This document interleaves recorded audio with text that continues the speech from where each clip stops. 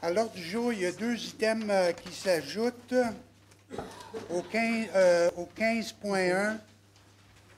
Vous allez ajouter participation du maire au colloque annuel Les Arts et la Ville du 6 au 8 juin 2018.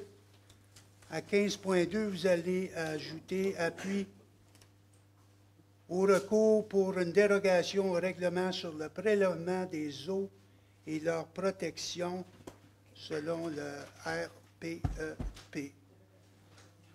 Avec les deux ajouts, qui veut bien proposer? Donc, c'est adopté. Conseiller, conseillère, vous avez pris connaissance des procès-verbaux et vous en avez fait l'examen. Vous allez m'abstenir d'en faire la lecture. Est-ce qu'il y a des corrections, des ajouts, des modifications? Alors, si M. Martin propose, secondé par... Donc, c'est adopté. Maintenant, nous allons passer à la première période des questions, mais avant, je vais répondre à certaines questions de séances précédentes et après ça, on va inviter le public à venir poser leurs questions. Il y a eu une question concernant comment on va améliorer dans le domaine Mont-Louis le déneigement, parce qu'il y avait une préoccupation d'un citoyen où il disait que l'équipement de déneigement, je pense que c'était la charrue ou les charrues, dans leur opération, ils ramassaient du gravier entre avant le gel de la terre et puis envoyaient ça dans les fossés. Et puis là, ben, le citoyen voyait ça, il trouvait que la procédure gaspillait de l'argent parce qu'on envoyait le gravier dans les fossés. Alors, on a posé la question aux travaux publics, à savoir si c'était vrai. Oui, c'est vrai. Deuxièmement, qu'est-ce que vous allez faire pour améliorer la situation? Alors, il y a maintenant une charrue, il y a maintenant des roues qui font de sorte à ce que ça protège un espacement en dessous de la, je vais utiliser le terme anglais, la blade, là, de la charrue, qui fait que quand l'opérateur d'équipement lourd fait face à des trous et toutes sortes de dénivellations dans la surface, dans la bande roulante, eh bien, cette roue-là empêche, les deux roues empêchent la charrue à creuser et à envoyer le granulaire dans le fossé. Donc, c'est ce qu'on préconise à faire, qu'on fait maintenant, pour s'assurer qu'on déneige mieux Mont-Louis. Il y avait une autre question, c'était quoi la taxe concernant le règlement d'emprunt de 1,3 million? Bien, comme je l'ai déjà dit lors de la séance d'information, ça va être 78 $ par année pour une valeur évaluée de 300 000 $, pour une résidence de 300 000 $. Alors, s'il y a une résidence et moins, vous faites le calcul en fonction de ce chiffre-là. Si c'est plus, vous faites le calcul avec un multiplicateur. Il y a une autre question qui m'a été posée, non seulement par courriel, mais qui a été posée en public. Et c'est intéressant parce que la question est de savoir combien de citoyens sont des citoyens résidents à plein temps et des résidents qui sont des week-enders, comme on les appelle, excusez l'expression. Alors, je vous donne des estimés, là. Je n'ai pas des chiffres précis, mais c'est quelque chose que j'aimerais bien approfondir personnellement, et je vais le faire éventuellement lorsque j'aurai le temps. Alors, on estime que les personnes à plein temps représentent 60 % de la population, et les weekenders, 40% de la population. Par contre, pour le vote, demandez-moi pas de vous expliquer pourquoi, là, je vais faire mes devoirs plus tard, puis je pourrai vous le faire à date ultérieure. Pour la question de vote, c'est 70% des personnes sont habiles à voter et 30% qui sont habiles à voter sont des weekenders. Donc, pour le moment, c'est la réponse que j'ai et j'aimerais par contre l'approfondir en ayant des comment faire le calcul et je vous reviendrai éventuellement avec cette réponse-là. Il y avait une autre question et peut-être que conseillère Grimm voudra bien la répondre. C'est en anglais. I read it in English to you. Can the agenda for the public meeting be included in the infolet? With pleasure, Michel. Monsieur Lebin. Mathieu, est-ce que c'est possible de mettre mon diapo sur l'écran, si c'est facile? Alors, la question, c'est est-ce que c'est possible d'inclure l'agenda pour la séance publique dans l'infolettre? On est en train de voir si c'est possible. C'est sûr que si vous allez sur le site web de la ville, vous pouvez toujours trouver l'agenda. Mais j'aimerais juste... oups.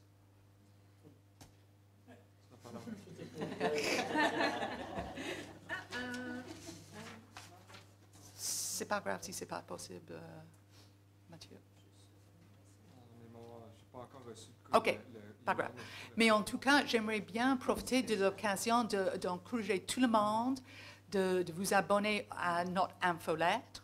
C'est vraiment une façon très efficace pour recevoir chaque vendredi toutes les nouvelles qui ont été mises dans la section nouvelles sur le site web. Je sais qu'il y a du monde qui ont dit que oui, ils sont inscrits, mais ils n'ont pas reçu. Si c'est le cas, dans un premier temps, fouillez dans votre courriel indésirable, excuse-moi, indésirable, parce que je sais, pour moi, par exemple, c'est rendu là. Si, quand même, vous n'arrivez pas à le trouver, envoyez un courriel de moi, l.graham@sutton.ca, avec votre adresse courriel, et je vais voir c'est quoi la problématique. Mais je vais profiter de juste dire que les derniers chiffres qu'on a reçus démontrent que pour ceux qui ont reçu l'infolettre, il y avait un taux d'ouverture de plus que 60%. Donc, il paraît que le monde trouve que c'est très, très utile. Et on veut vraiment essayer d'arriver à un point comme quasiment la moitié de la population est inscrite, parce que ça peut aussi être une façon très utile pour faire des annonces ponctuelles de les urgences, par exemple, dont M. Miro a parlé tantôt. Merci, conseillère Graham. Maintenant, on peut procéder aux questions du public. Vous identifiez, s'il vous plaît, M. Benoît. Pour la caméra. Monsieur le maire, puis conseillère, j'ai une question, dans le fond, pour vous. C'est savoir si vous êtes prêt à étudier une notion qui ferait en sorte que vous recommanderiez au greffier quelle serait la date optimale, le jour optimal pour tenir des registres, et quel serait également le processus qui devrait être suivi. Alors ça, c'est ma question. Parce que j'ai été un peu sidéré, comme j'ai lu dans la loi de test, des propos de M. Larcher, le directeur général, qui disait ceci. On a plusieurs résidents non permanents et des résidents non résidents saisonniers qui arrivent le vendredi après-midi, puis on voit que le village se remplit.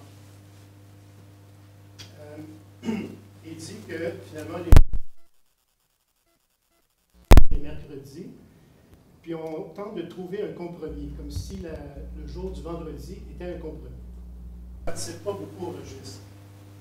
Moi, j'en ai participer au registre, finalement, sur le plan d'urbanisme et l'aménagement du zonage et de bâtiment. Je peux vous dire que, bien au contraire, il y a eu beaucoup de résidents non permanents qui ont signé les registres, qui ont participé au registre. Alors donc, ce que je voulais vous faire, c'est sur une page, je voulais vous dire, est-ce que vous êtes d'accord avec les énoncés suivants? Donc, considérant que les contribuables qui ne résident pas à temps plein subissent un préjudice parce qu'ils ne peuvent pas signer le registre qui peut mener à un vote référendaire en raison d'un conflit d'horaire qui est pourtant bien connu de l'administration. Il y a l'autre point aussi, je l'ai mentionné à la dernière réunion, l'article 44 de la Charte québécoise, c'est dit que toute personne a droit à l'information dans la mesure prévue par la loi. Vous avez fait des efforts importants, je pense, tenir une réunion générale un samedi pour nous informer, etc. Mais par contre, je ne crois pas, à mon avis, que tous les citoyens, et particulièrement les gens qui sont à l'extérieur, qui ne lisent pas le guide et puis qui ne sont pas trop au courant, que ces personnes-là, finalement, aussi, moi, à mon avis, elles ont droit à l'information. L'autre considérant, c'est que le maire, les conseillers et conseillères ont été élus en défendant les valeurs de transparence, de consultation et de communication. L'autre élément, que je voulais le féliciter là-dessus, c'est que considérant que les conseillers et conseillères ont déjà choisi de tenir leur première assemblée de consultation quand? Les jours de fin de semaine. Soit le samedi ou dimanche, vous avez tenu vos réunions ces journées-là. Pourquoi? Pour favoriser la participation optimale de la population de Sutton. Donc, c'est un peu une forme de dissonance quand je vois ce que vous avez fait depuis que vous êtes élu et la décision qui a été prise par la ville.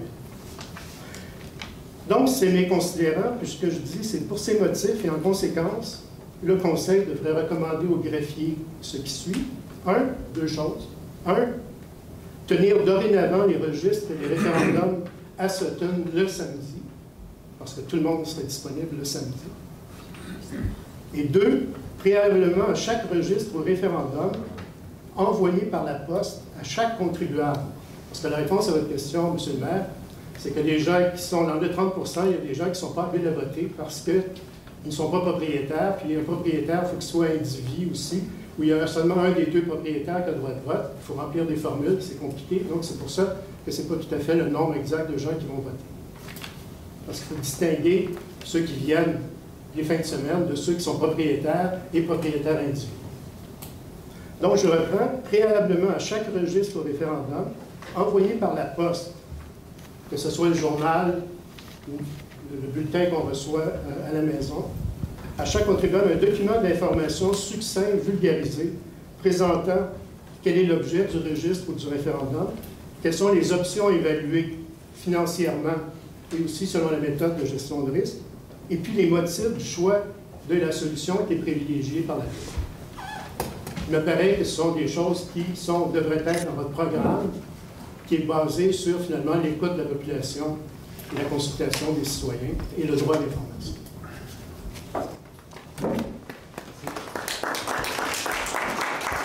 Poser le document et ça fera partie d'une discussion au prochain caucus ultérieur et viendra avec une décision. Je vous remercie beaucoup.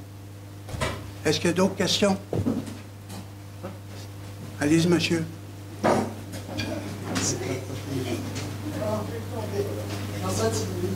Monsieur Sévigny. Une question, je vais demander à quelqu'un de la Poirie, dans ma rue, Island, OK? On nettoyait les rues, mais ils ne nettoient pas les rues. Moi, j'ai tout fait, cette heure, je connais de le faire, donc j'ai dit au gars, je vais le faire. Oh, on est demain, on va le faire. Ça rend tu grenier là-dedans. Quand tu montes, ça descend dans la rue de l'Académie. Alors, pour répondre... Oui, oui. Pour répondre à votre question, il y a un comité des travaux publics demain et je vais soulever la question des déchets là, dans vous appelez ça un gotteur, là? Hein? OK. Et puis, sur la rue Island, puis Je vous reviendrai avec une réponse. Ok, là. Merci. Bonsoir, Denis de Grande-Pré.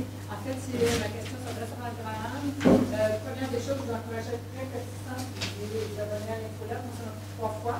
Alors, il faut être persistant parce que et j'ai su la première vendredi dernier. Et ce que j'aimerais voir, c'est plutôt pas du rétroactif, d'accord, c'est intéressant. On aurait dû savoir qu'il y avait la réunion à 6h30 sur le truc, là, qu'on a vu. On aurait dû savoir qu'à 7h, c'était M. Miro. On aurait dû savoir qu'il y avait un conseil de ville.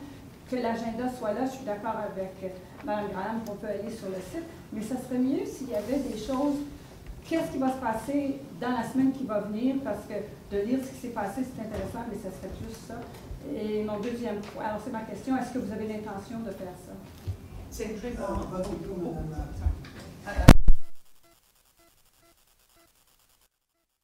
Train de regarder justement exactement les choses comme ça. Pour l'instant, un gros problématique, c'est vraiment la manque de ressources. Donc, parce que chaque fois qu'on ajoute quelque chose sur le site web, ça prend du temps. Et à vrai dire, l'administration est quasiment débordée pour l'instant. C'est vraiment une question de priorité. Et selon moi, c'est quelque chose qu'on on est en train de regarder de près pour voir comment on peut gérer cette situation-là, mais surtout dans le budget pour 2019. Et c'est vraiment une question très importante au niveau de le groupe de travail de communication qu'on pense. Je sais que vous n'étiez pas là à la réunion du 28 avril, mais une des choses qui a été dite beaucoup à la réunion du 28 avril, c'est qu'il y a beaucoup de citoyens qui sont prêts à aider. Alors, s'il manque des ressources à l'hôtel de ville, il y a peut-être des gens qui leveraient la main et qui diraient ben, moi, je serais intéressé à vous aider. Si vous me dites qu'est-ce que c'est, je vais les aider. Mon deuxième point, c'est de dire que j'appuie absolument ce que Robert Benoît dit au sujet du registre. J'ai déjà dit, j'ai été très, très déçue des réponses que j'ai reçues du directeur général des Interpierre. Ça a pris 2 semaines avant qu'il réponde. La réponse était minime, c'est en dessous des procédures. Alors, je pense que c'est vraiment pas être à l'écoute des citoyens, ce que vous essayez de faire plus tard. Merci, Madame du Grand Prix. C'est quoi la question? Bonsoir, mon nom est Marie-Lucie Vachon. C'est un complément d'information. L'année dernière, une pétition a été signée par 345 personnes habitant Sutton pour demander de réfréner l'implantation des antennes dans le village et à l'entrepôt. Et pour donner suite à cela, une conférence est mise en place et je vais en informer les personnes. Il y a un petit feuillet d'information à la disposition des personnes présentes. C'est une conférence qui s'intitule « Et si c'était vrai, l'envers de la médaille des technologies sans fil ». Donc, la question, est-ce que les gens vont assister à votre conférence, c'est ça? Mon point d'information est d'informer les personnes présentes de l'existence de cette conférence et deuxièmement d'informer le conseil municipal qui a déjà reçu notre invitation. Je suis très contente des réponses que j'ai obtenues. Vous dire que nous avons étendu l'invitation aux autres maires, donc Donham, Fredericksburg, Cowansville, etc. À la MRC, Madame la préfète et le directeur général. Et nous pensons inviter également un avocat pour participer à la séance des questions qui va suivre cette présentation du professeur Paul Héroux, qui est un professeur à l'Université McGill. Je ne veux pas vous interrompre, mais je pense que vous avez passé votre machin. C'est une période de questions. Donc, vous ne posez pas une question, puis je veux être poli, puis je veux vous écouter, puis oui, je vais aller à votre séance d'information. J'ai répliqué en conséquence. Donc, écoutez, votre message est passé. Merci. David James. Not all of the members of council were present at the public briefing on the financing of the acquisition of new equipment. There is a question. One thing that we learned at that meeting was that there is an internal Public Works Committee where there are no members of public on that committee, and Public Works constitutes over 50% of the expenditure of our budget. When will Council modify the terms of this committee to include two citizens on that committee? I don't expect an answer. I have an answer, Oh. but the council is not aware of it. I intend, and I'll tell you why, because I drafted the project. I intend to propose to council that I manage a pilot project with one person and as needed exterior experts, so that we can, and I've talked to Monsieur Largui about it, basically, but I drafted the pilot project this morning, as I mentioned. I stayed home to do it. But I didn't have a chance to present it to council. It would be up to council to decide. But yes, and with somebody from the public, a citizen, I plan to, because one of the elements that came out of the séance d'information was the fact that the public wanted more of what's plan B, what's option A, what's option B, what are the arguments, not just to have what they consider to be a shopping list, and I'm sure the public work had done their homework, but I want to bona fide this and develop all the arguments that will justify or not justify the purchase of this equipment. But this is all brand new to council, and it's for them to approve this pilot project, and I intend to present it. Does that answer your question? It's an answer, but I would strongly recommend that you councillors, when considering this proposal, keep in mind that we have a CCU. How many citizens are on it? It's a formal, CCU is a formal, comment on dit, I know it's yeah. required by law, but I'm suggesting to you that given, I'm responding to your question, Mr. Mayor, given the importance of this, and it's not simply an issue of being interested in whether someone's calculated the return on investment properly, it's to be aware of what's going on there, and also to be able to listen to the head of public works saying, here's the status of the nation, we are in terrible state. I would suggest that 2 citizens on a committee for expenditure of more than 50% of our budget is minimal. And it is more than just, sorry. So the question is, will it be 2 people? Will it be considered, leave it to council to decide, but I have the project on the table, and at least right now, in order to save time and make sure it's efficient, we're considering the mayor as the leader of the project and the next citizen from the outside, from a citizen who's knowledgeable in the domain. And that's all I can say for now. Council has to decide. The other question I have is, what is the council's policy on external communication? Is it bilingual? Is it unilingual? Madame Graham, you want to try to answer that, and I can? I know that, if I remember correctly, on the website there is a statement regarding what the town does in the various languages, Mr. James. I don't have all the details completely to mind, but it is sitting there on the website, so I'll review it. I think it's worthwhile noting that currently the municipality does not have a written communications policy, and that's something that we're working on at the moment. This issue came up under the prior administration, and this week there was a communication from the mayor which went out to all businessmen regarding the annual calendar, and it was pointed out to the previous mayor on 2 occasions that it's only done in French, and the excuse at that time was said to be that they didn't have a budget for translation. We know that the bulletin is put out in English and French. I would think that all communication externally should follow the example of the bulletin. Thank you. Thank you for your comments and questions. My first question is following up on the what's new aspect of the town internet site. The previous council, I think 2 years ago, had $36,000 in a budget to redo the website. $36,000 of that was for a What's New module. And that module would send out an email to anyone who had subscribed as soon as anything new happened on the website. So a new bylaw, update, anything.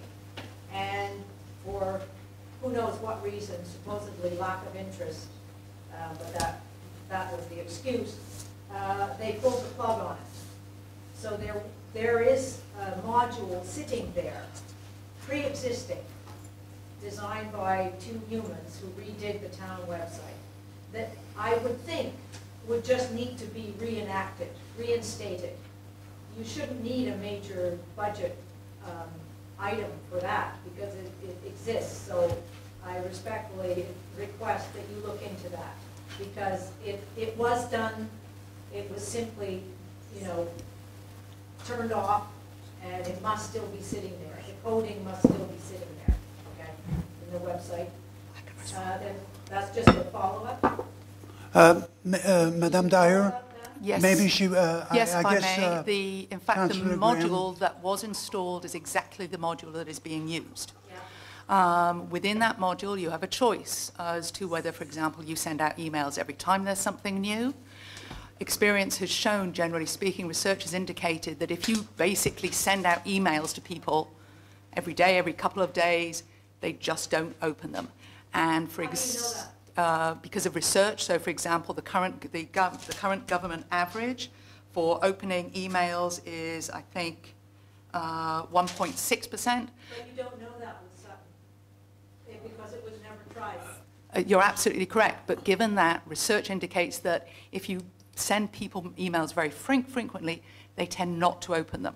So therefore, we made a decision that the more effective thing we wanted was for people to open the email, to therefore send it to them on a Friday, which would be a compilation of everything that had happened during the course of the week. In consequence, I can confirm to you that the money that was spent on that module has been used, not one penny of it has been wasted. The only money that was spent was develop the framework in which the module, the info letter is sent out. Because when the info letter was initially introduced with the new website, only 50 people signed up, and a decision was made by a prior council to not invest further money to therefore actually start sending out the info letter. So I can confirm that not one penny has been wasted whatsoever, and the only money that has been spent is to actually put the info letter into action. And I would stand by certainly the research that I have shown that the most effective thing to do in terms of encouraging people to open the info letter is to send it out on a weekly basis. That having been said, we're hoping that if we manage to get many more people to sign up, that we can, on certain instances where there is a really good reason, for example, emergency, to send it out, but then it would be an exception. So people would go, gosh, it's not Friday, there must be a really important reason to open this. Okay, but you previously had mentioned that in order to add the agenda on Fridays, because that agenda comes out at 5 on Friday, that you would have to do something and find budget to do it. So No, okay, then sorry, I was not clear in that instance. Currently, where the agenda sits is in a different part of the website, which would require some additional programming. What we're doing is we're looking into seeing whether we can, in a much simpler way, basically just put a reminder which says, people don't forget that the information meeting is coming up, and it would then just appear. And we consciously chose to send out the info letter very much at the end of the day on Friday, so every single thing that has been put on the website by Friday night is contained within the info letter. I do have a question just retrospectively about the register. I was disappointed that you didn't send the reminders 2 weeks after the first notifications went out. You had 2 additional Fridays available, especially in the absence of having put additional notices in the GID in those 2 weeks, that you didn't also put an additional reminder on your What's New thing on those two Friday nights. It's just, I thought that would have been an ideal opportunity to encourage people, or those people. So I don't disagree with you at all. And again, this is a new tool, and we're learning and trying to get better. So you can also. So the question is, will we do it next time? And the answer is That's yes. exactly what we're investigating and trying to do. Okay, now question 8.18, the cafe at the museum. I'm just wondering, what are the implications as far as competition with existing cafes in Sutton? Implications as far as insurance? Implications as far as serving food in a place that's not really a food serving? What kind of insurance does the town or the museum have? How far down the road are you with these issues? And how do the other cafeterias or cafes, bistros, what do they think of this?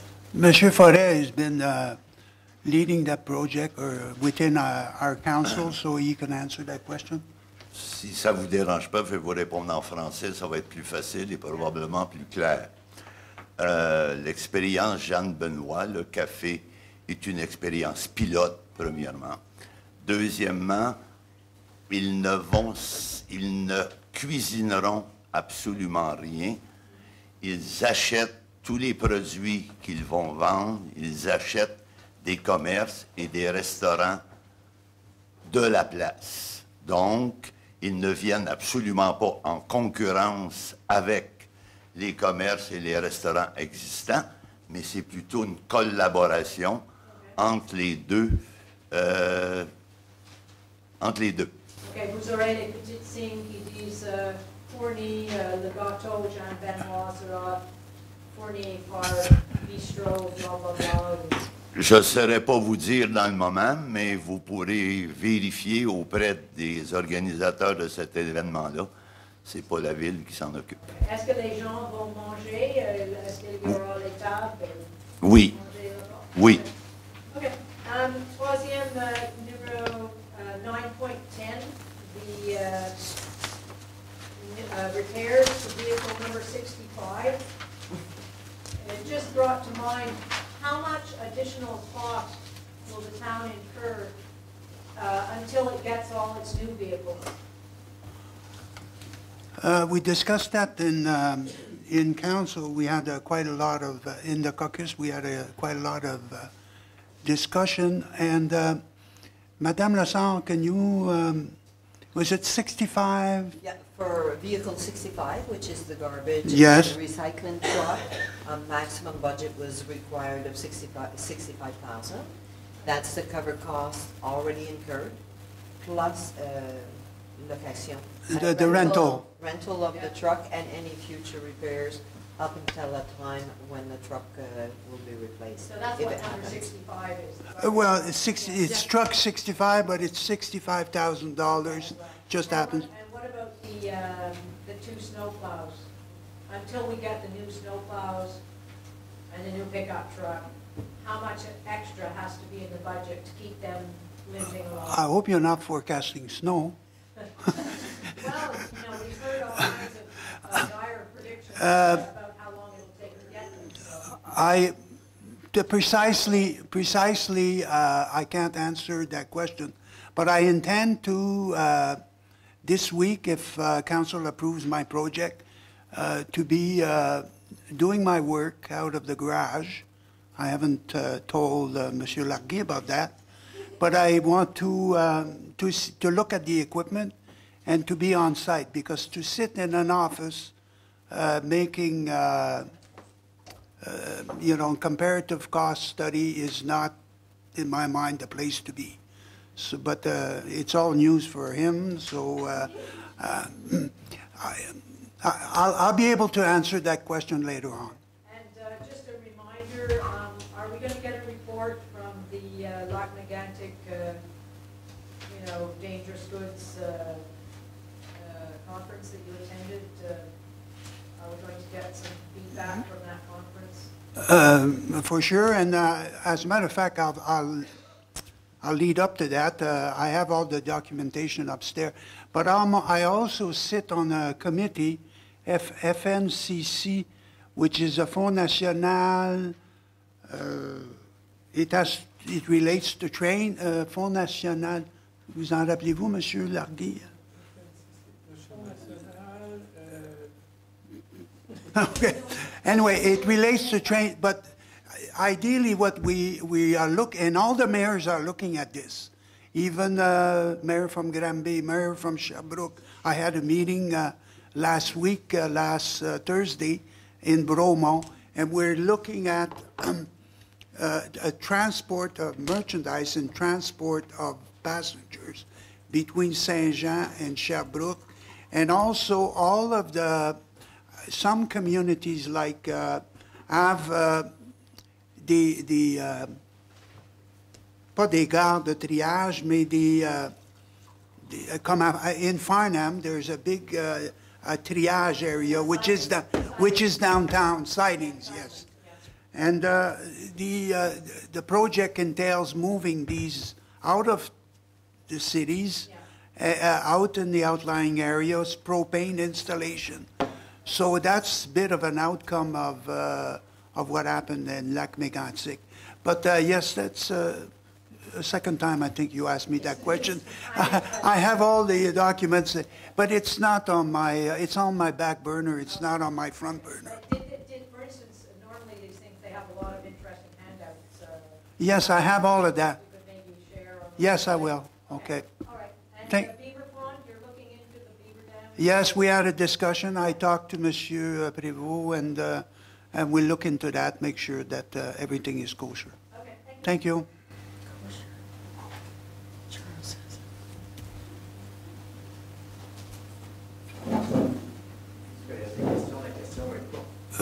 Pouvez-vous vous identifier? Charles Weldon. Le dossier d'entretien des fossés est un dossier qui est vieux comme la terre. Et puis, conscient du fait que la plupart des décisions qui sont prises pour l'entretien des chemins ou quoi que ce soit va être basées sur une certaine logique, j'ai toujours de la misère à réconcilier le bon sens avec la logique qui anime l'entretien qui se fait actuellement. Le concept du tiers inférieur est quelque chose qu'on résiste depuis longtemps sous prétexte qu'on n'a pas le bucket nécessaire pour être capable de faire ça. Ceci dit, quand il n'y a pas d'obstruction et puis que le fossier est déjà complètement végétalisé, pourquoi est-ce qu'on s'obstinerait à enlever toute la végétation et puis à augmenter l'érosion pendant des semaines et des semaines avant que la végétation revienne? Il y a aussi comme conséquence de ces pratiques-là que le chemin s'effondre fréquemment dans le fossé, ce qui augmente la quantité de sédiments qui se ramassent dans nos ruisseaux. J'aimerais bien qu'on revisite ça au niveau du comité des travaux publics, parce que c'est quelque chose de simple, mais il y a visiblement une résistance d'administration en administration, et puis je suis certain que ce n'est pas l'administration elle-même, autant que les travaux publics et puis les mauvaises habitudes dont on a hérité depuis des décennies. Comme ça, je vous laisse avec ça. C'est pas une question. La question serait qu'est-ce qu'on va faire? On va faire pour être capable d'améliorer ces pratiques-là. Parce qu'on constate encore aujourd'hui que ce soit des travaux qui ont été faits ce printemps ou à l'automne dernier, ils sont encore végétalisés, puis on voit que surtout avec la pluie qu'on a vue en fin de semaine, il y a des ruisseaux qui auraient dû rester relativement clairs, qui sont devenus complètement opaques, alors qu'on les voit rarement opaques. Alors, et je crois que M. Martin va vouloir ajouter, comme j'ai mentionné tantôt, on a une réunion des travaux publics demain, donc je vais soulever le point.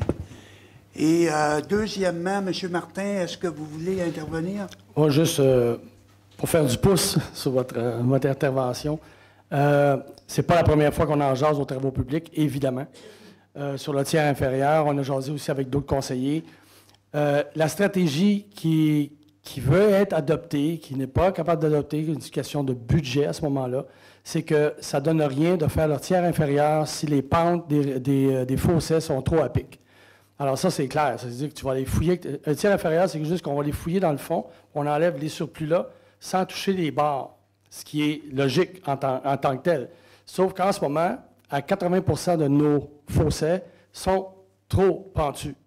Alors, il faut refaire la pente du fossé, surtout du côté du talus, surtout du côté du chemin, exactement. Alors, c'est une des procédures qu'il faut faire, et ça demande des coûts. Ça a l'air de rien, mais c'est quand même assez cher à faire, cette procédure-là.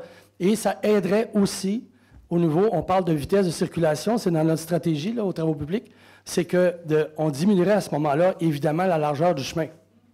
Donc, il y aurait moins, on espère, un peu moins de vitesse. En tout cas, ce serait une partie de la solution sur les chemins de terre, évidemment. C'est figuré, il faut juste développer les budgets. On sait qu'en ce moment, on a développé des budgets pour la mécanique. On est à court de budget pour ça, et surtout avec les restants d'argent qu'on a eu du conseil précédent. Alors, moi, ce que je vous dis, c'est qu'on... Oui, c'est que... Je qu'à conclure, M. Martin. D'accord. C'est qu'on étudie vraiment la question, puis du moment qu'on va pouvoir débloquer ces budgets-là, c'est dans la stratégie de le faire. Merci, M. Martin. Bonsoir. Je suis Olivier. J'ai manqué votre réunion La séance? Oui, la séance parce que j'avais avec des souvenirs d'entreprise. Et à quand ton comité de poêler avec des gens de l'extérieur? Bien, je vais le proposer au conseil. Je voulais démarrer cette semaine, mais comme là, je viens d'y prendre par surprise parce que je n'ai pas eu le temps avant de présenter au caucus. Donc...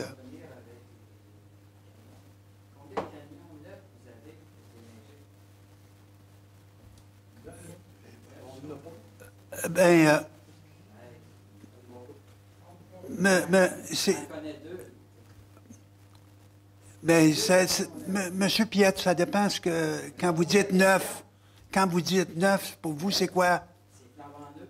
C'est 100 000 âges, là. 100 000 âges.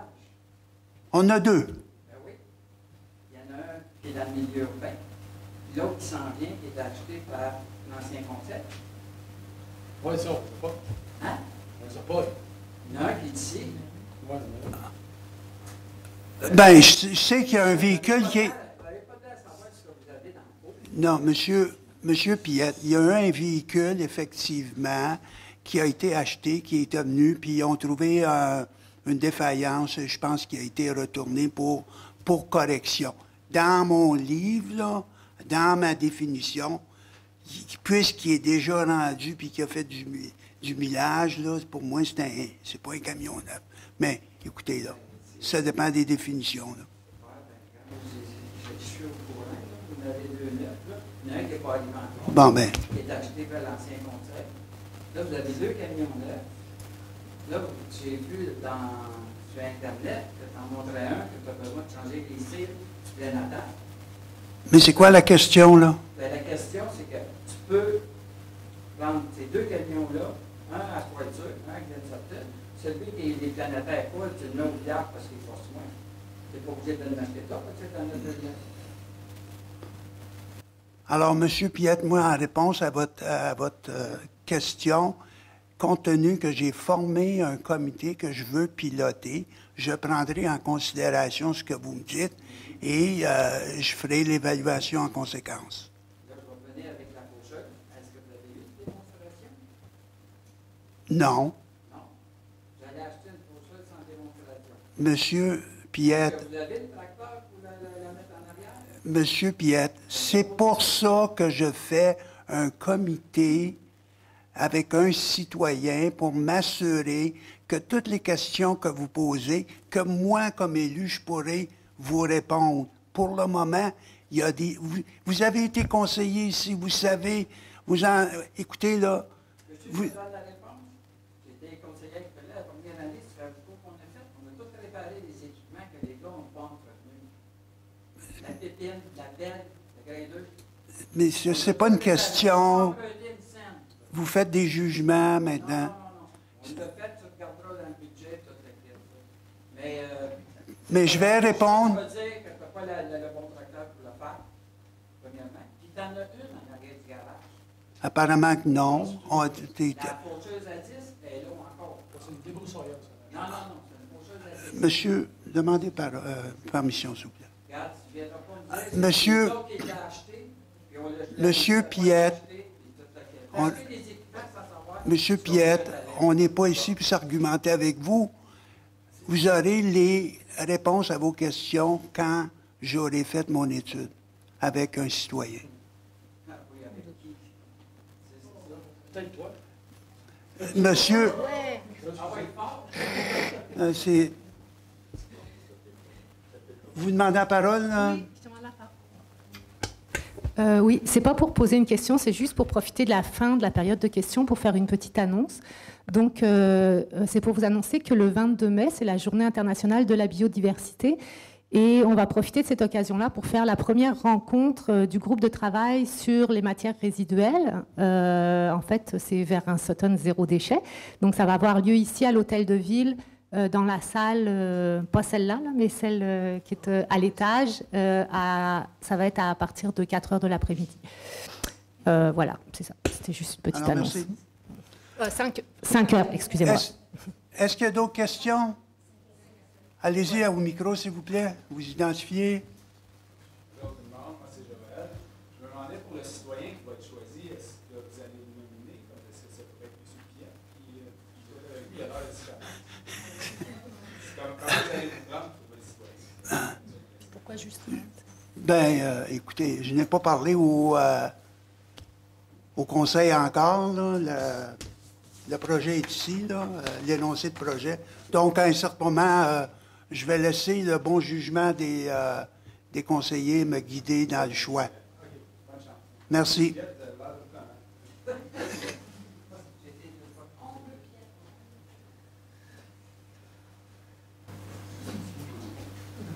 Bonjour, Michel Fradette.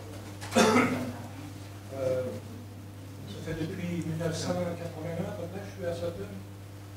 Et honnêtement, je me rends compte que d'un conseil à l'autre, on fait des achats des fois, puis comme je le dis, des fois je ne suis pas tout à fait certain que vous savez vraiment qu'est-ce que vous procédez avant de faire des achats. Et que vous allez chercher la bonne information. Vous allez chercher des personnes qui peut-être la savent. Parce que je me rends compte, vous n'avez pas l'air à savoir qu'est-ce que vous dites. Mais la question, c'est quoi? Ben, la question, c'est que, est-ce que vous avez quelqu'un vraiment ici, entre vous, là, est-ce qu'il y a quelqu'un qui connaît vraiment toute votre machinerie et qui peut vraiment faire une évaluation de ça pour dire, oui, on a besoin de ça, on a besoin de ça, ou est-ce que vous subissez l'influence de vos fonctionnaires qui disent, on a besoin de ça?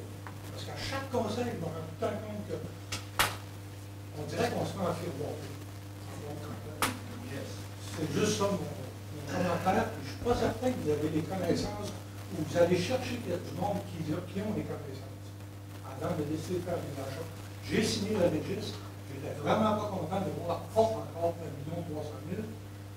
Alors, je pense que vous ne savez pas tout ce que vous avez. Puis, je me demande si vous avez des personnes ressources qui savent ce dont on a besoin.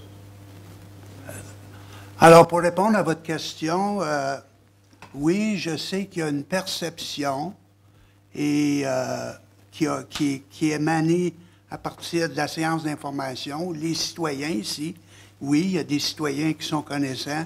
M. Piette est un agriculteur, connaît la machinerie et il y a de l'expertise. J'ai réalisé qu'il y a beaucoup d'expertise ici dans notre communauté de Sutton, donc c'est une richesse. Sans vouloir me vanter, moi, anciennement, j'étais directeur d'aéroport. Alors, dans mes aéroports, j'ai géré dans le Grand Nord, Iqaluit, Coudjouac, Sept-Îles, Bécomo, Saint-Hubert, Yellowknife.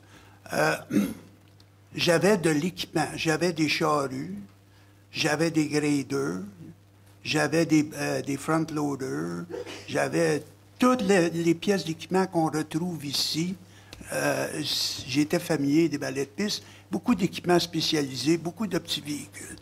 C'est sûr que je travaillais pour Transport Canada, on avait un programme, c'est un gros ministère qui avait beaucoup de ressources pour questions d'entretien et de gestion de parcs de véhicules, etc., etc. Et là, j'ai réalisé que ce message n'a pas passé à la séance d'information. C'est sûr que comme conseiller, là, on n'est pas assis dans le garage. on fait confiance aux gens qui travaillent sur leurs compétences. Ils nous ont présenté des besoins en pièces d'équipement. Puis là, c'était évident à cause des bris de service qu'effectivement, on avait besoin d'équipement. Mais il fallait aller plus loin. Et c'est pour ça que j'ai préparé l'énoncé. Et c'est pour ça que tantôt, j'ai dit, au lieu de faire ça dans mon bureau, en haut, en dessous de l'horloge, bien moi, je veux vous donner l'heure juste. Donc, je vais le faire dans le garage avec quelqu'un qui connaît ça. Puis, je vais inspecter personnellement l'équipement et je vais parler aux opérateurs. Et non seulement aux opérateurs, je vais parler aux mécaniciens pour voir, pour être capable de convaincre les citoyens que l'équipement est requis. Donc, c'est la réponse à votre question. Le problème, c'est que vous consultez vos employés. Moi, j'ai eu des employés qui veulent toujours avoir des beaux tracteurs neufs. Ah, il commence à être magané, ce tracteur-là, quand je sais très bien. Mais la question... L'employé, lui, c'est sûr qu'il veut toujours avoir de plus beaux tracteurs, la meilleure machinerie. Je comprends. Alors, vous dites que vous allez dans le garage consulter vos employés. C'est peut-être pas des codes de prière. C'est peut-être... Ben, je prends en considération vos commentaires, mais je vais faire du mieux que je peux avec le citoyen pour rester impartial. Et j'oserais dire que j'en connais un petit peu sur l'équipement mobile qui est utilisé ici à Sutton. Alors, s'il n'y a pas d'autres questions, on peut continuer? Alors, ça va. Merci.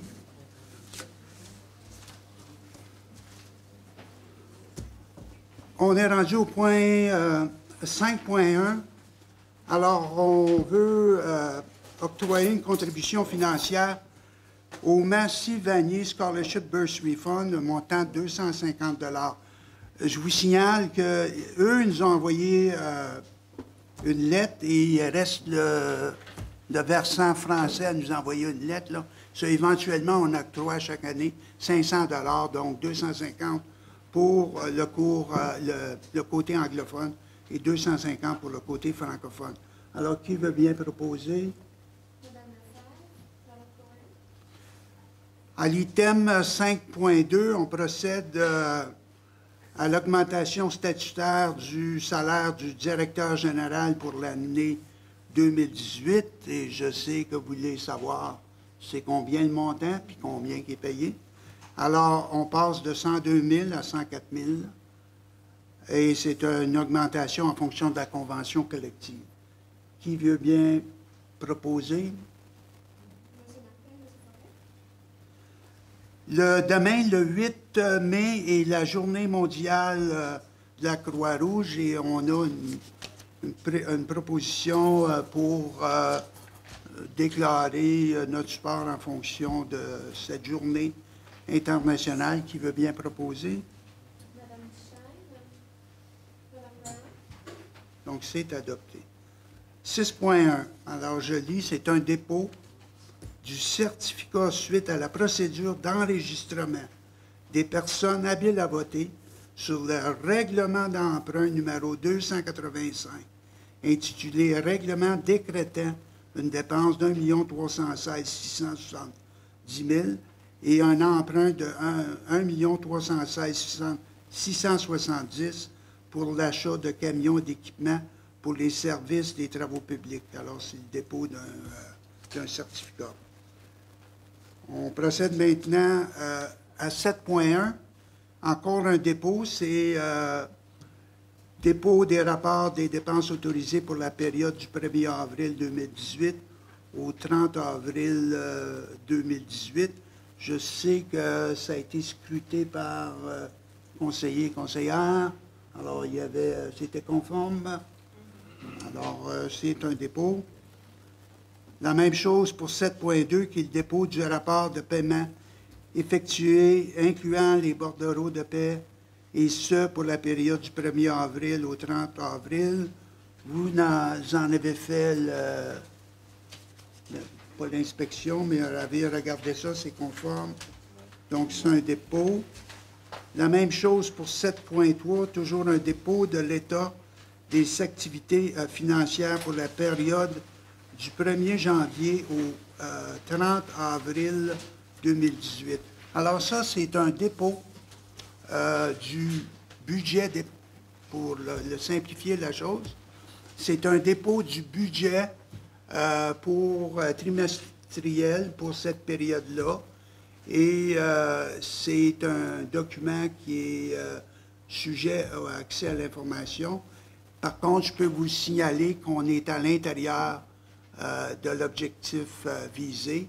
C'est un rapport qui est non vérifié. Présentement, Mme Lessard est occupée avec les auditeurs qui sont en place. Donc, elle nous a déposé au Conseil ce document tantôt et nous allons le regarder attentivement et ça va être discuté dans le comité des finances.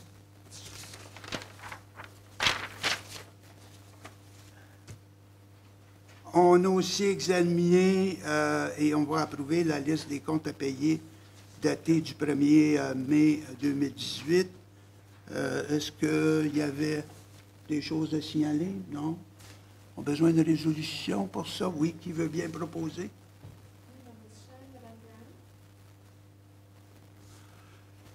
7.5, c'est le financement par billet. Règlement d'emprunt numéro 51, 164, 214, 279, 271 et 244.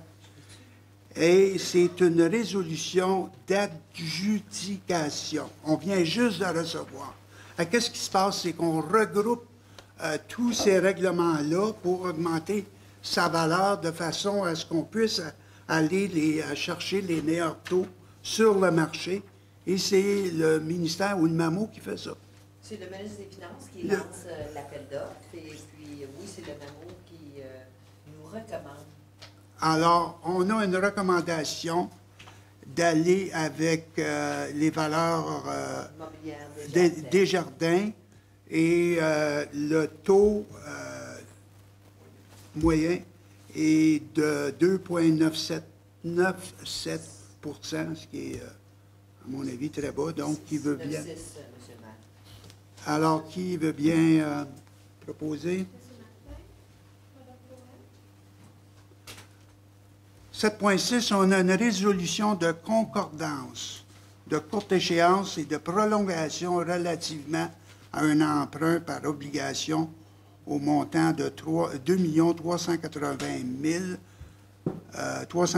000 qui sera réalisé le 23 mai 2018 et c'est pour une période, un terme de 5 ans. C'est pour faire concorder tous les... alors, qui veut bien proposer?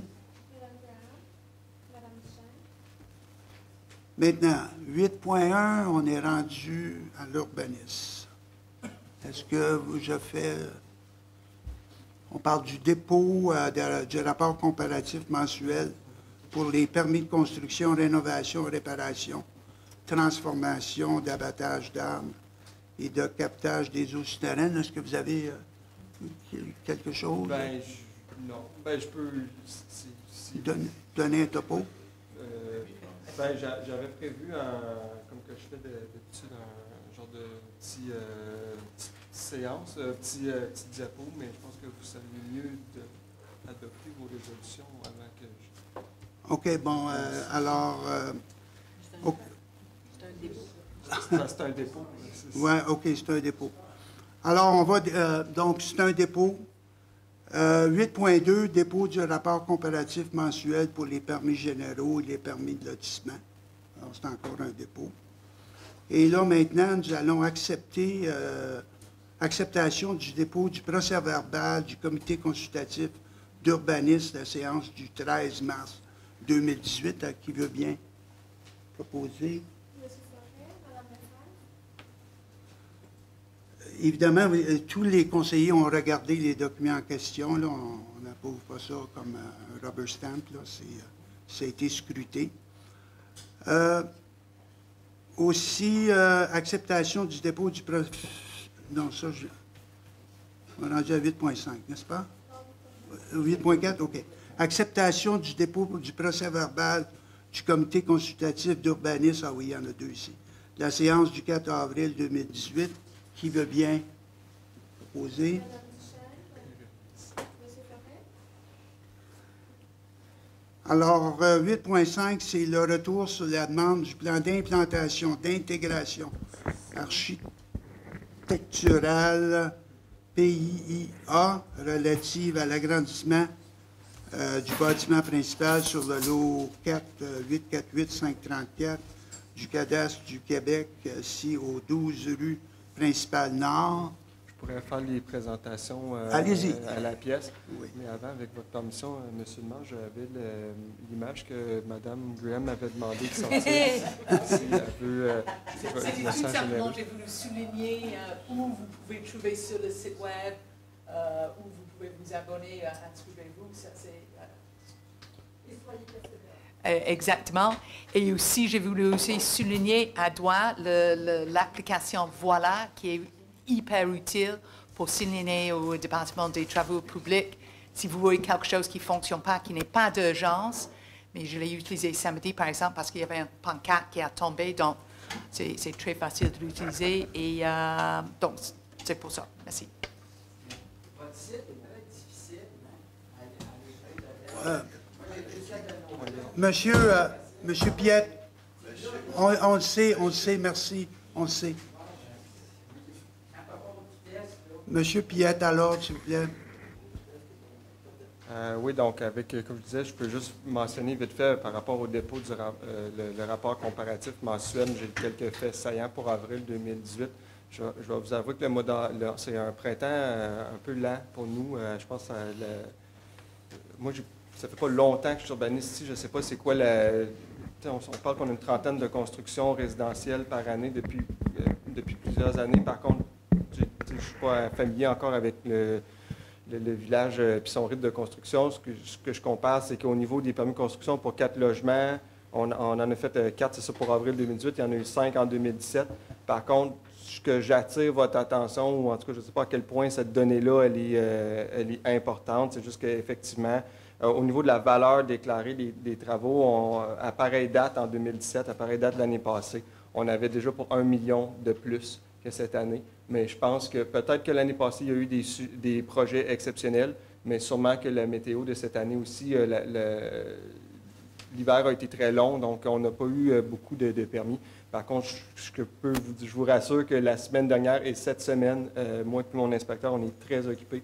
C'est le fun, les gens. Je vous invite à prendre des rendez-vous si vous voulez avoir vos permis. Ça, c'était ça. Oui, bien là, ça, j'arriverai à votre point, Monsieur le maire. Donc, 8.5, le retour de demande PIA, c'est sur la 12 principale Nord. Donc, oui, vous en occupez, conseiller? Ça va, M. Marchand? Oui, c'est bon, on voit bien. Est-ce que tout le monde peut voir l'angle est OK? Donc, le 12 principal Nord, c'est un bâtiment qu'on connaît bien. C'est le cinétique là, avec les bureaux en haut. Donc, on aurait un beau projet, l'agrandissement en retrait du bâtiment principal situé dans la cour latérale. Pourquoi que ça passe au PIA? C'est parce que c'est en zone C3, donc dans le centre-ville. Et puis également, le bâtiment a une valeur patrimoniale élevée. Donc, les plans déposés, c'est un petit annexe qu'on vient mettre dans la cour arrière. J'invite à regarder à droite, il y a l'implantation projetée que j'ai encadrée là, en rouge. Donc, c'est des revêtements nobles, mébec de couleur naturelle blanche, planche de pruche, puis revêtements d'acier émaillé de couleur foncée. La recommandation du CCU était favorable.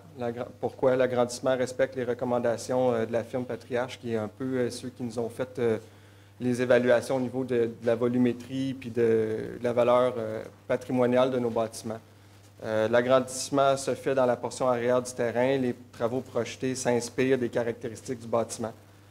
Puis, bottom line, l'agrandissement projeté ajoute une plus-value à la rue principale et au bâtiment.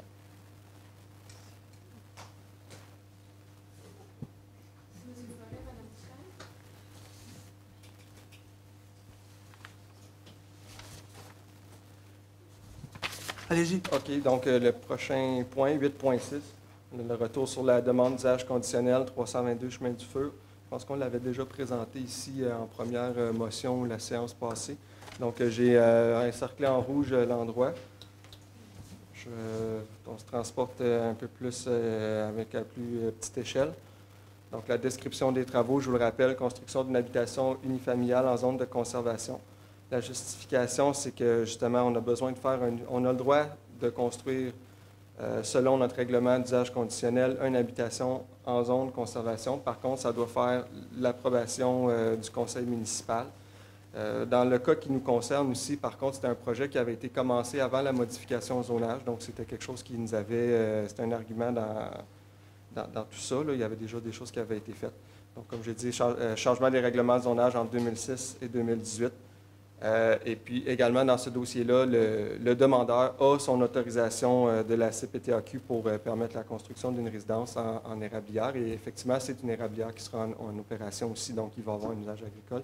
J'avais un peu l'historique du dossier, mais c'est pas super pertinent à cet état-ci, mais c'est juste pour vous montrer que des fois, on a des propriétés que plusieurs couches de réglementation se chevauchent et puis que ça vient... c'est pour ça qu'on a des outils comme la demande d'usage conditionnel pour avoir une certaine souplesse puis pour réaliser des choses qui sont conformes à notre plan d'urbanisme. Donc, les travaux effectués qui étaient déjà là, on avait toute une panoplie que le monsieur avait déjà demandé ses permis, puis on y avait permis, il avait pu les faire à l'époque de façon tout à fait correcte. Donc, entrée électrique souterraine, on sait que c'est quand même des investissements importants. Par contre, c'est ça, les travaux avaient comme été mis sur la glace pour des raisons personnelles. La recommandation du CCU ainsi que du service d'urbanisme était favorable sous les conditions suivantes. Donc, c'était les conditions qui ont été émises et analysées par le Conseil, en tout cas qui sont d'accord. C'est surtout des considérations au niveau de la sécurité civique pour qu'on puisse assurer que les pompiers puissent accéder à la résidence avec le chemin qui va être construit. À qui propose? Madame Duchesne, 8.7. 8.7, encore demande de plan d'implantation architecturale. C'est pour une enseigne, cette fois-ci, aux 2 rues principales. Donc, la carte, la localisation, donc c'est au coin de chemin Maple. C'est mineur, mais ça doit passer. Donc, je pense que je ne vous annonce pas qu'il va y avoir un nouveau commerce. Là. Ils se sont déjà affichés. Donc, installation d'une enseigne à projection perpendiculaire. Nouvelle enseigne. Voici l'enseigne escapade des souliers. C'est très semblable à ce qu'il y avait avant, donc c'est pas compliqué de voir qu'on est favorable, ça respecte les critères, puis ça s'harmonise bien à notre joli centre-ville. Qui propose? Monsieur Martin, Madame Lefebvre. 8.8. 8.8, encore PIA, cette fois-ci pour un bâtiment accessoire. On monte un peu plus dans la montagne, 383 chemin Boulanger. Donc, d'aller dans le développement ici. Description des travaux, construction d'une remise en zone H43 située dans le secteur de la montagne. Donc, on fait affaire à un autre PIA ici, sur le PIA du secteur de la montagne, qui s'applique dans le cas des constructions accessoires. Description des travaux, dans le fond, c'est l'image que je vous montre là, c'est pas tout à fait fidèle. C'est à peu près ça qu'on veut en termes de dimension puis de style, mais tout ce qui est revêtement extérieur va s'harmoniser parfaitement tel que le prévoit notre réglementation au bâtiment principal. Et j'ai aussi mis, on a aussi mis l'implantation projetée à droite, là, donc tout conforme aux normatifs. La recommandation était favorable, les critères sont respectés, les matériaux vont s'harmoniser avec le bâtiment principal. Qui propose? Madame Ferrand, Madame Duchesne. Donc, c'est adopté. Prochain. Oui, 8.9, un autre PIA, bâtiment accessoire également, 627 chemin Parmenter.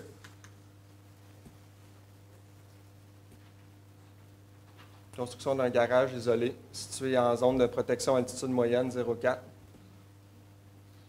Donc, c'est ça, c'est quand même un très beau garage. Puis c'est ça, implantation projetée comme en cour arrière, donc c'est correct. Description des travaux, ça va s'harmoniser au bâtiment principal, des murs en mébec, revêtement en toiture de bardeaux d'asphalte tel que le bâtiment principal, portes et fenêtres qui s'harmonisent. Donc, la recommandation du CCU était favorable. Qui propose? Monsieur Forêt, Madame Lefebvre. Adopté.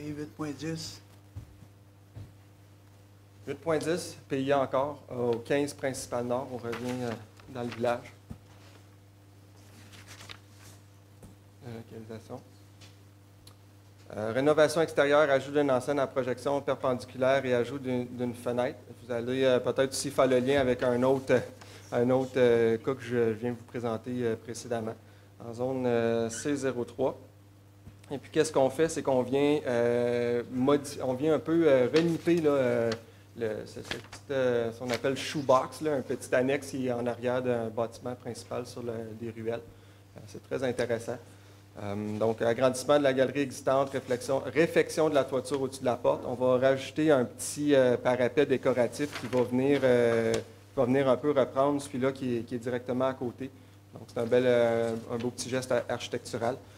Matériaux nobles également, donc ça fait ça. Et puis, là, c'est le marchandier qui est rendu là.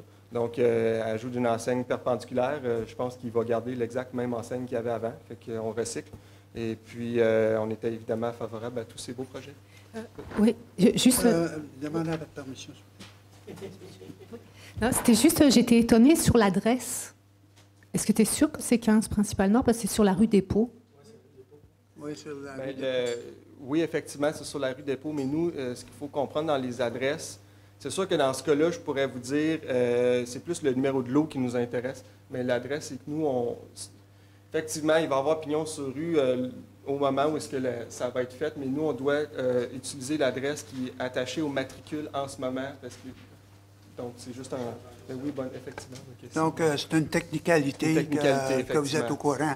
Merci pour l'intervention, quand même.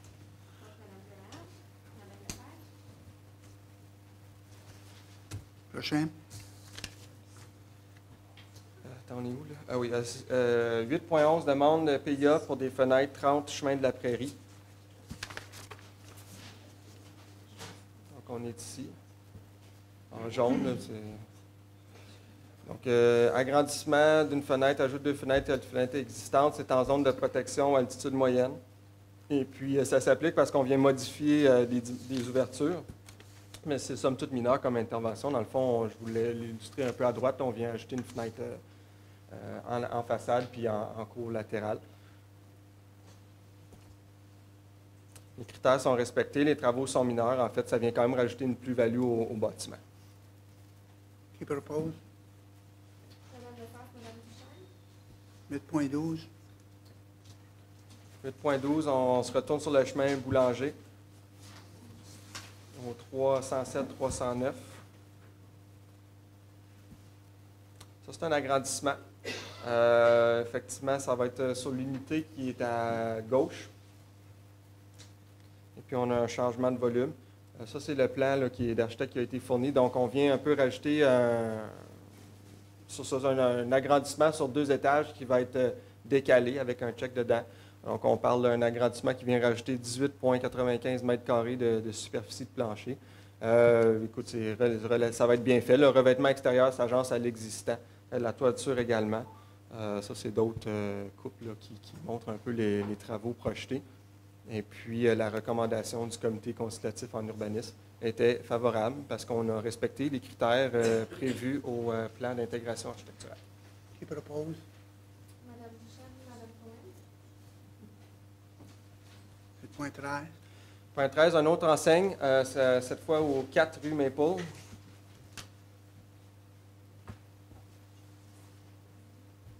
Donc, c'est ce commerce-là. Là, j'ai un blanc de mémoire, là, mais tout le monde le connaît.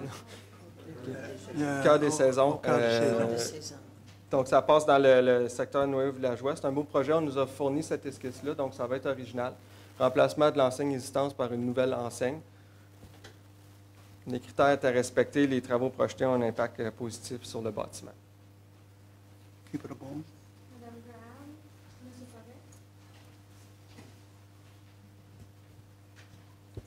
Forêt. 8.14. Oui, encore une fois, sur la principale. Des beaux projets sur la rue principale pour ce printemps. Le 22, ça, c'est le comptoir. Donc, ça, c'est comptoir Sutton avec un dindon là, sur l'affiche. Aménagement d'une terrasse. Donc, ça, c'est les plans qui avaient été soumis. C'était prévu pour l'an passé. Le permis est encore bon, mais on le resoumet parce qu'on on trouvait que c'était intéressant de le montrer. Puis, donc, c'est ça. comité consultatif avait jugé que les critères étaient respectés, puis la terrasse va permettre l'animation de la rue principale. Qui propose? Madame Graham, Madame Lefebvre. Point 15. Bien, demande de PPC-moi, ça c'est projet particulier, construction, modification d'un immeuble. Je vais passer très rapidement ça, Monsieur le maire, parce qu'on avait la séance d'information qui était, consultation publique qui était à 6h30. C'est un projet d'agriculture. Par contre, nous, au PPC-moi, on voulait, les demandeurs, eux autres, veulent exercer une activité complémentaire à l'agriculture, c'est-à-dire l'usage C205, salle de réunion communautaire, réception. On est en la deuxième lecture de ce PPC-moi-là. On avait déjà eu une première lecture dans laquelle le Conseil s'était montré favorable au projet. Le demandeur avait besoin de cette documentation-là, de cette résolution-là pour compléter sa demande auprès de la Commission de protection du territoire agricole à la province, donc c'est en zone verte. Et puis là, dans le fond, on doit, dans le fond, la recommandation, c'est ça, c'était de reporter la demande à une séance ultérieure parce que justement, là, on va être en attente des autorisations nécessaires de la CPTAQ avant de nous donner le OK final du projet. Et puis, je veux juste rassurer la population qu'on pourra le représenter au moment où est-ce qu'on adoptera ce règlement-là sous sa forme finale. Est-ce qu'on a besoin d'une résolution pour reporter? Oui. Alors, Monsieur Forêt, Madame Lefebvre. 8.16. 8.16, ça c'est point d'information, mais ça doit être adopté. Donc, le 10 pour fin de parc. Je sais que les gens aiment ici qu'on les présente. On n'est pas obligé, on le fait parce que on essaie d'être transparent, c'est intéressant. 46 principal sud, donc c'est quand même dans le village. On a des frais de parc qui s'élèvent à 4 010 $. Je vous présente, bien, vous voyez en jaune, c'est la localisation du lot initial. J'ai zoomé là-dessus avant. Et puis, dans le fond, là, on vient couper le lot en deux. Donc, on va avoir la création du lot 607 puis la création du lot 608. Et puis, j'ai mis le calcul pour session de fin de parc. Donc, le site faisant l'objet de l'opération cadastrale à l'évaluation foncière faite par la MRC. Nous, on prend 10 de ça, conformément à la loi sur l'aménagement et l'urbanisme. C'est pour financer les parcs et les espaces verts à Sutton. Et puis, c'est ça. Qui propose? Madame Duchamp, Monsieur 8.17. 8.17, j'ai fait une diapo, mais c'est plus une autorisation de signature. Si vous voulez que je développe davantage, je peux le... Non, ça va. Alors, qui signe? Dans le fond, ce que c'est Tourisme Canton de l'Est. On a assisté à la rencontre avec les représentants de cet organisme-là, qui est comme régional. Nous, à Sutton, on est chanceux. On a ce qu'on appelle l'appellation cœur villageois, qui est certains villages des cantons de l'Est qui ont cette appellation-là. Par contre, nous, on a des devoirs à faire pour pouvoir se mériter cet honneur. Donc, il y a tout un... Dans le fond, ce que vous signez, c'est un partenariat entre cette instance-là de tourisme des cantons de l'Est et la Ville de Sutton pour qu'on puisse continuer à faire nos actions qui sont dans ce sens-là. Donc, préserver le noyau villageois, mousser l'activité touristique, etc., etc. Alors, qui propose? Madame Graham, Madame Cohen. 8.18. 8.18, on ne présentait rien pour ça. Là. On a d'ailleurs répondu Il y a eu une à quelques question questions. tantôt. Ben, moi, je ne présente rien pour ça. On vous avait... Mais on a besoin d'une autorisation, donc il y a une résolution en conséquence? Oui, effectivement. La résolution, dans le fond, c'est pour... Parce que vous savez, là-dedans, c'est... la Ville, elle est propriétaire du bâtiment dans lequel le musée est. Par contre, le musée, vous savez, c'est un organisme indépendant qui, dans le fond, gère la collection de la Ville et puis qui opère, dans le fond, un peu sous ses propres, Alors, qui propose? ses propres objectifs. Là. Peut-être André. 8.19. 8.19, ça va avec la demande de PPC-moi. Dans le fond, c'est pour aller avec la demande d'autorisation pour l'utilisation à des fins autres que de l'agriculture au niveau de la Commission de protection du territoire agricole pour le projet que j'ai présenté, là, la Mont Echo Rosenberry. Puis c'est Qui ça. propose? Madame Duchesne, Madame Lefebvre. Donc, c'est adopté. Ça termine. Vous n'avez pas chômé? Félicitations. Merci. Maintenant, on est rendu à l'item 9.1 qui, en général, c'est des autorisations ici dans la section 9 de paiement de décompte progressif numéro 3 pour la réfection du trottoir de béton, la route 139, le montant 10 481,17 et c'est pour excavation Dominique Carré qui propose. Madame Duchesne. Monsieur Forêt. Il y a eu aussi des travaux de réaménagement au garage principal pour le montant de 20 525 qui propose. Madame Duchesne. Comme vous savez, on va en contrat, en appel d'offres pour des contrats pour la fourniture de pierres et de gravier concassés, toujours le plus bas soumissionnaire. Et dans ce cas ici, c'est DJL pour un montant de 130 000 qui propose. Madame Cohen, Monsieur Martin. Et tous ces montants-là, le public, sont obligés, il n'y a pas de surprise ici. Là. La même chose pour la fourniture d'enrobés bitumineux, 126 733, toujours DJL qui est le fournisseur qui propose. 9.5 pour un contrat de coupe des espaces gazonnés pour le montant de 20 000. M. Santerre qui propose. Madame Graham, Monsieur Martin. Un contrat ici pour la stabilisation de talus et réfection de chaussées sur le chemin Aldebrook, qui est un montant de 8 058,80. Et dans ce cas ici, c'est excavation Dominique Carré.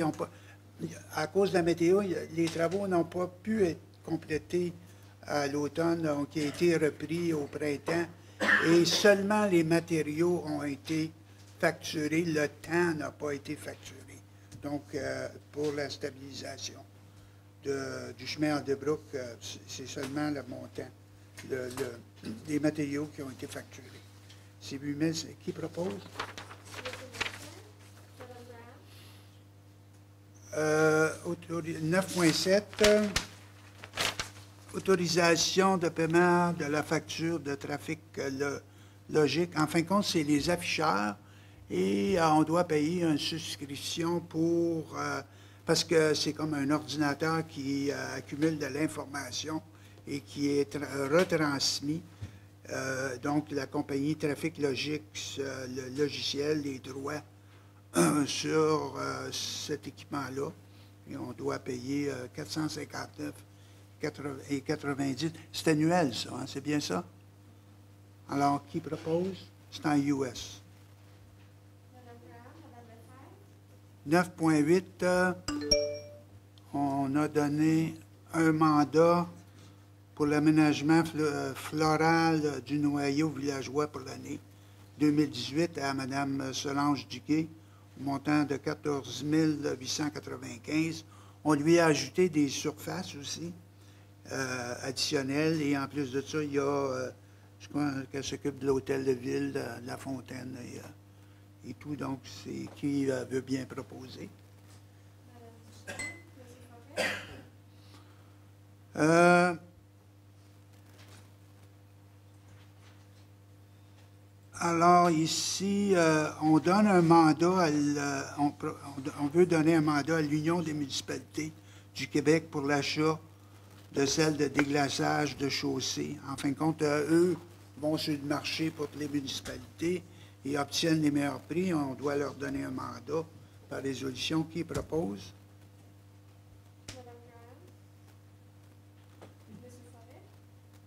9.10, bon, c'est l'affectation de surplus pour la réparation du véhicule 65. On l'a mentionné tantôt, là, 65 000 $. Je n'ai pas besoin de m'expliquer, c'est pour le camion d'ordures. Donc, qui Oppose?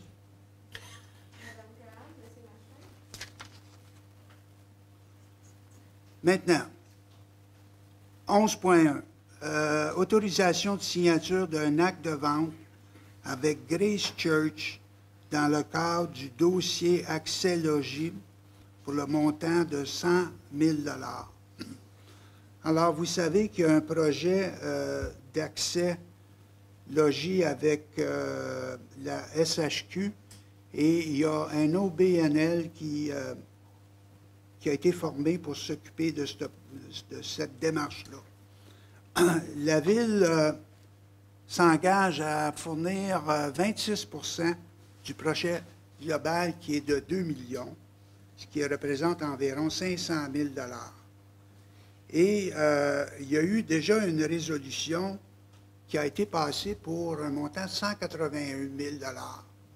Par contre, le terrain qu'on achète, on le paye 100 000 $, mais il va y avoir des tests qui doivent être de sol, qui doivent être faits, de façon à ce qu'on va probablement, corrigez-moi, M. Larguy, dépenser en alentour de 145 000, 150 000, si on n'a pas de surprise. Donc, bon, ben c'est ça. Donc, c'est d'autoriser la signature de l'acte de vente de Grace Church. Qui veut bien? Alors, ça, c'est un projet, ça fait longtemps là, que ça fonctionne, que c'était en démarche et finalement, ben, on a réalisé au moins l'achat du terrain.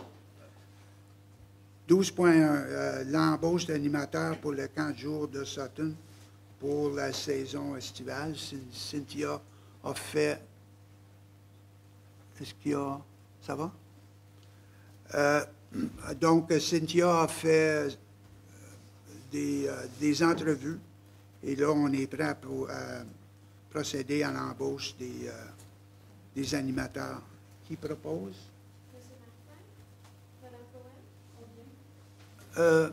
C'est-tu 4, me semble? Est-ce qu'on a le droit de donner les noms? Oui? OK. Vous voulez les noms? Non? Attendez, je suis 12.1. Pardon? Oui, oui. Alors, ben c'est ça, je vais vous donner au moins les taux horaires, là, c'est 4 personnes. J'imagine il y a un superviseur, 15 $, 14 $, 13,50 et 13,50. Là, je ne mentionnais pas le nom des personnes. Donc, on l'a adopté, celui-là, n'est-ce pas? Le personnel aquatique, est-ce qu'on l'a adopté? Non. Et là, 1, 2, 3, 4, 5, 6, 7, 8 personnes. Le coordonnateur, c'est un taux horaire de 17,25. Les sauveteurs, dépendant des fonctions, c'est 16,25 et 17 $. Là, je fais fi de la liste là, de tous les... mais ça vous donne les ordres de grandeur des salaires qu'on va payer. Donc, il y a quelqu'un qui a proposé... 12.A, nomination d'un élu responsable des questions de santé et des services sociaux, qui ça donne d'être moi. J'aimerais faire peut-être du village sur ça. En fin de compte, aujourd'hui, j'ai eu à assister à BMP à l'ouverture d'un nouvel espace pour l'oncologie. Ceux qui, malheureusement, ont dû recevoir des traitements. Vous saviez que le nouveau laboratoire était au 3e et puis que les bureaux étaient au rez-de-chaussée. Et là, ça a été tout amalgamé ensemble. Et c'est, comme on dit en anglais, state of the art. C'est un projet d'au-dessus de 2 millions dont la Fondation a contribué. Et avec le CIUS, CIUS de l'Estrie-CHU. Et bon, c'est nommé au nom de Mme Jeté-Bergeron. C'est nommé Jeté-Bergeron parce que la madame a contribué de façon significative. Mais c'est intéressant parce que quand j'étais président, c'est un projet qu'on avait initié comme conseil d'administration et qui se réalise aujourd'hui, 5 ans plus tard, mais c'est comme ça dans les réseaux de la santé, c'est quand même un beau projet. Aussi, on a 2 oncologues, dont Dr Laplante et Dr Serran. Donc, c'est une belle acquisition là, pour notre communauté et pour Brome-Missisquoi. Donc, voilà. Est-ce qu'on avait un proposeur secondaire pour avant Montlaïus? Donc, c'est adopté. On a besoin d'un appui au projet de réfection des sentiers de ski de fond et du vélo de montagne de plein air Sutton-MTB qui propose. 12.5, on veut autoriser du stationnement pour l'événement X-Man qui va se tenir le 9 juin 2018. Comme vous savez, ça attire environ 3200 participants. Et, ils ont pas assez de stationnement en haut sur la montagne. On utilise des espaces à la Légion. Il y a aussi, pas loin, Villa des Monts, etc. Il y a plusieurs... où est la fontaine. Et puis, on a besoin d'une autorisation pour ça. Qui propose? Et les membres du conseil m'ont demandé aussi de vérifier on va vérifier avec X-Man pour s'assurer qu'il y a du contrôle de trafic qui va se faire après l'événement à l'intersection de la 139 et de la rue Mainpaul. Donc, ça complète les items dans 12. On va procéder maintenant à la culture. Bonification de l'entente de développement culturel avec la stratégie maritime du Québec. Est-ce que vous pouvez expliquer, M. Forêt, un peu là?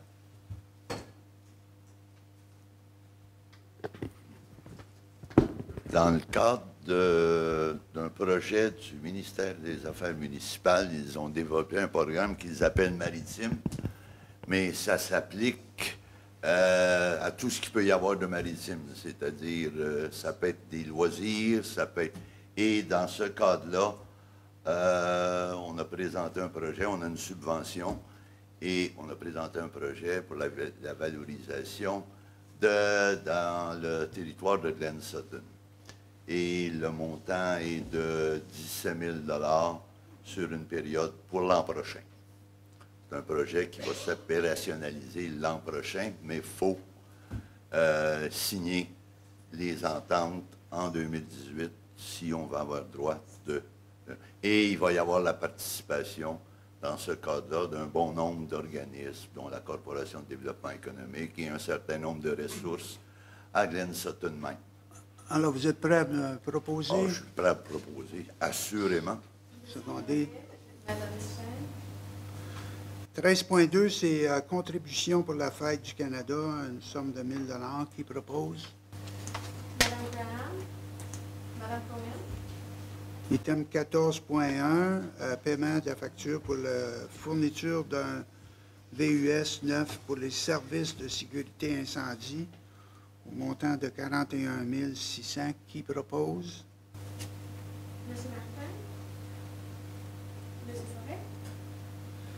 Et les 2 items qu'on a ajoutés à l'ordre du jour, 15.1, c'est pour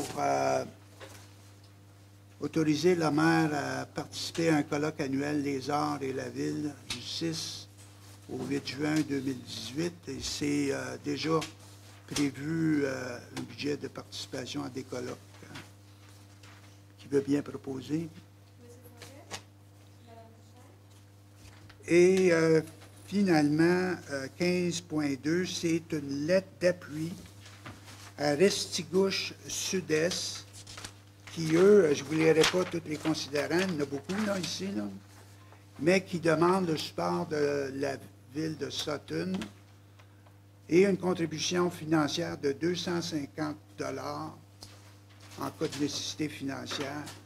Et c'est pour mieux protéger les sources d'eau potable sur le territoire de Restigouche, mais par ricochet dans toutes les municipalités. Donc, ils veulent en fin de compte, forcer le ministère à agrandir la zone où il est impossible de faire des activités alentour d'un puits de captation d'eau souterraine. Voulez-vous ajouter quelque chose? Allez-y. Donc, c'est ça, c'est suite à la poursuite qu'il y a eu à Restigouche, mais c'est pas juste pour le périmètre pour Restigouche. En fait, c'est une demande d'un certain nombre de municipalités pour que les municipalités aient le droit de déroger aux règles qui sont établies par le ministère actuellement, parce qu'il y a beaucoup de municipalités qui considèrent que ces règles ne sont pas assez sévères pour protéger l'approvisionnement en eau potable. Donc, c'est pour que les municipalités qui souhaitent avoir un règlement un peu plus musclé puissent le faire. Alors, merci pour la précision, Mme Lefebvre. Alors, on est prêt maintenant pour... ça termine. Oh, proposeur. Et effectivement, ça termine. Deuxième période de questions du public. Mr. Tribble, I wonder if you could go back to 8.9, please. And projeter les images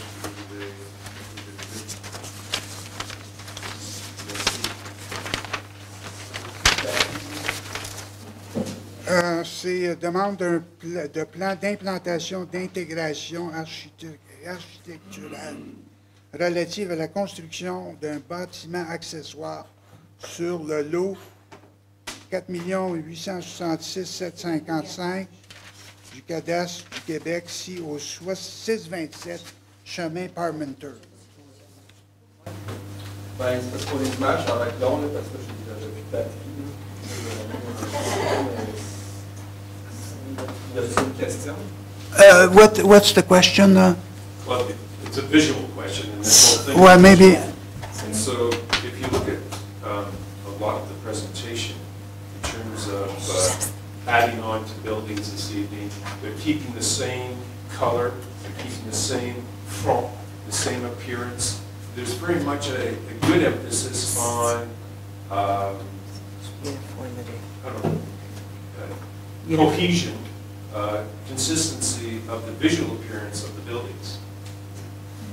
It's an important criteria in terms of approving projects, is that it's not going to jar with the existing building. So if you could, I just wanted to put up this one, 8.9. So the question is, repeat, I wasn't listening, I was looking at my... Okay. The color visual. Oh, I thought there was a color visual on this one. No, sorry, just for clarification, there was a map, David. Okay, is there a color? So there was no color image of the elevation at all. Just was using as an example. Is there a color one on 8.8 then? Yeah, I think it's... The color is always being considered. Yeah, okay, well then 8.10 is what I'm getting to. If you look at 8.10, we do need the color for that. But what's the question? I'm confused now. What's the question on 8.10? It's exterior renovation. 8.10 is about a sign. Well, maybe isn't that the one on Rue Depot? Yes. 8.10 is... And what's the question? Well, let's get to the site first, Mr. Mayor. Perhaps I'm confused. Yes, okay. Is this a sign or is this revêtement of an exterior? Okay, it's both. If you look on the left, on the right of this building, if I understand the location correctly, it's on Rue Depot. Right. That's La Rue FMA. It's a Yeah. brick building. It's a historic, patrimoine building. Then you look on to the left of these buildings, it's a light color. And then if you look across from it, you've got the bakery, you've got the art gallery, and the tones of the buildings are all light, aesthetically light. Whereas we're putting this black eye attached to the brick building. There's no integration. There's no consistent aesthetically. And it's inconsistent with what you see on the, all around that area on that street. You don't have any black eyes. And I'm just wondering how, and why do we want a black eye there? Well, we approved it. I'm not on the Well, that's not to CCU. say it's right.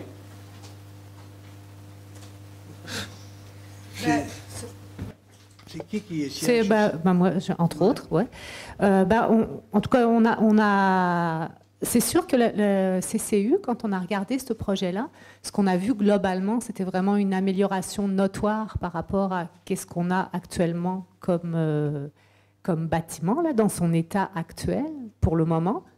Yeah, it's much better. Yeah, I understand for the color, but what I'm trying to explain you is that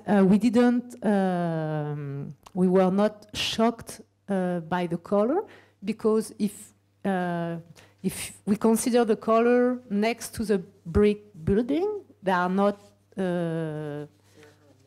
exploding like something really aggressive. And also, excuse me, and then furthermore, the most important for us, when you must understand that we have like 15 cases, the same evening.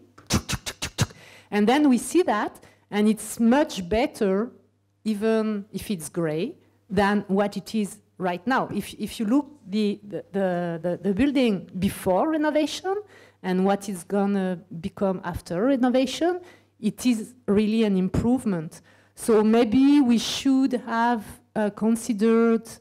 Personally, I'm a little bit bored of all this dark gray that we have everywhere. I totally agree with you. I'm kind of fed up. We even considered that to have a maximum of gray building, but we were not shocked by this individual thing. Is it possible, considering...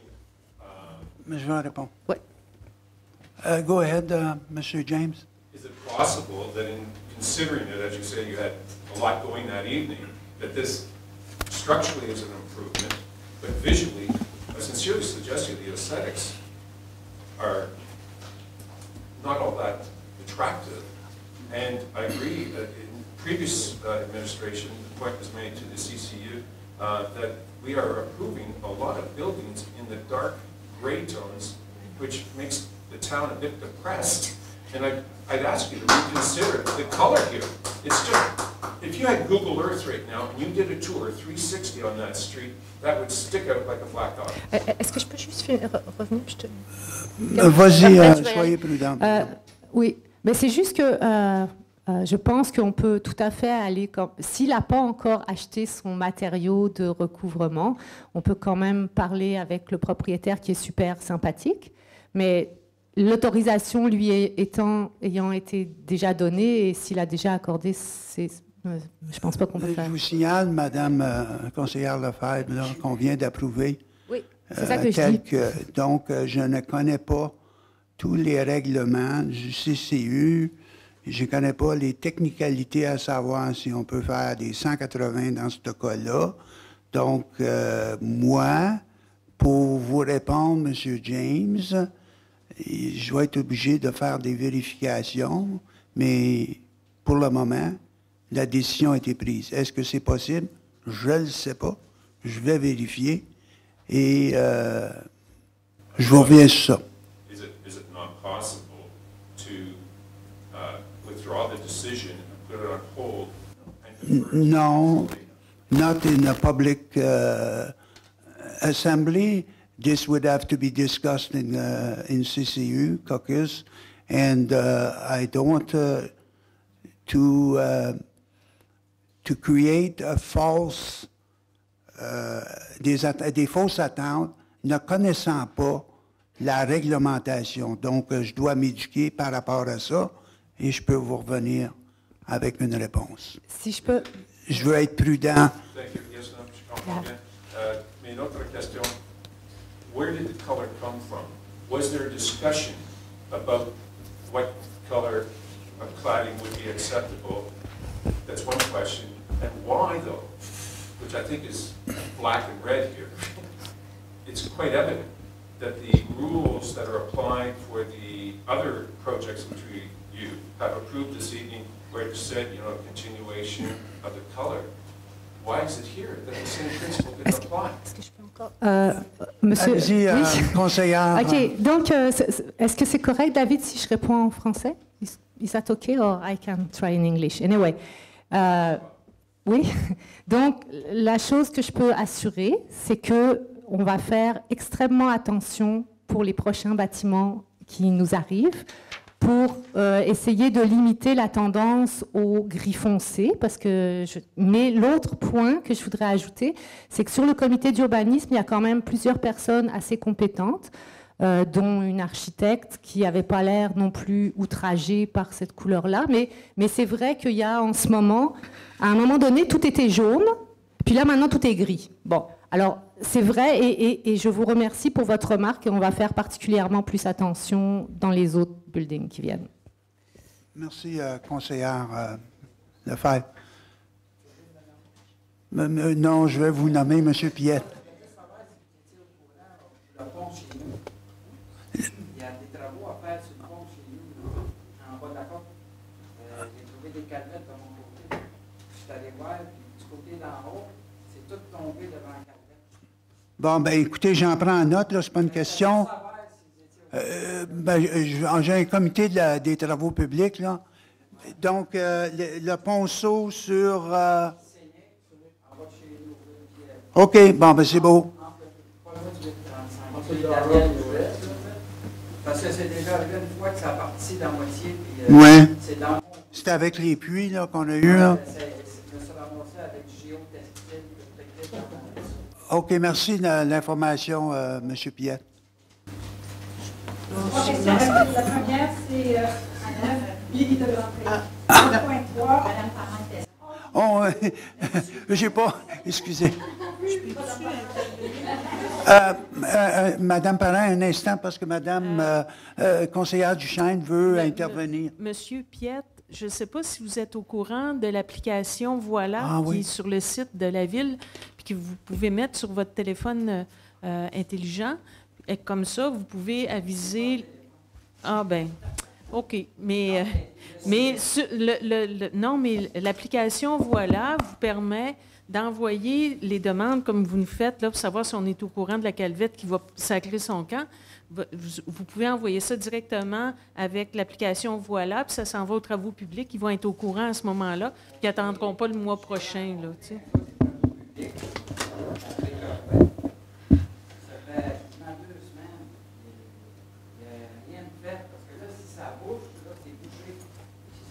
Mais, M. Piette, je le soulève demain au comité.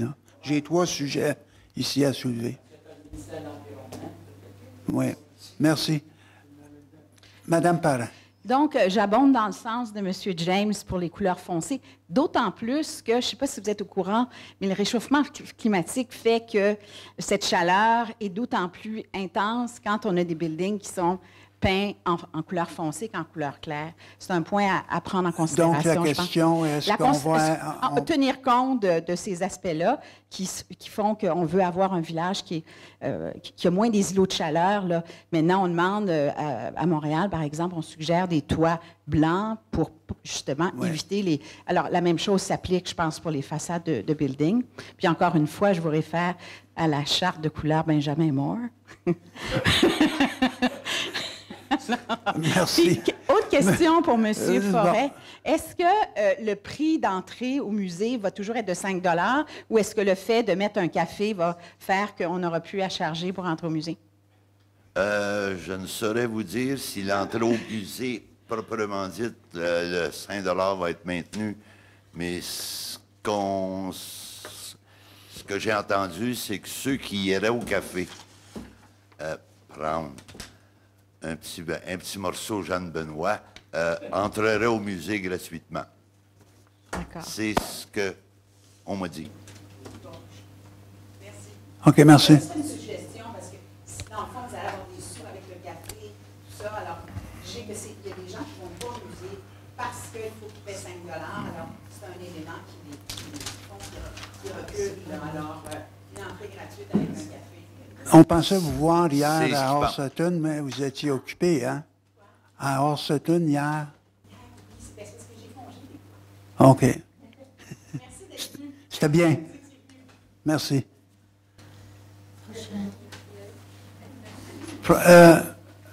Mais je ne sais pas si les personnes en arrière ont des questions. Non? Allez-y, Madame de Grandpé. En fait, la première, ça touche 5.2, l'ajustement salarial sur la classe générale. Je l'ai peut-être manqué une assemblée précédente, mais est-ce que les augmentations que les autres employés ont été votées avec le même taux de juste en dessous de 2 %? À ma connaissance, je ne connais pas toutes les conventions collectives, là, M. Largui, ou peut-être Mme Lessard. C'est quoi le range, là? Les écarts entre les échelons est effectivement de 2 %, autant syndiqué que code blanc. Code blanc, OK, donc. Deuxième question à 7.5. Est-ce que je comprends bien que le montant de 2,38 millions et l'agrégat des prises d'emprunt 51 blablabla? Dernière question, 9.3. C'était quoi la... donnez-moi la référence, là.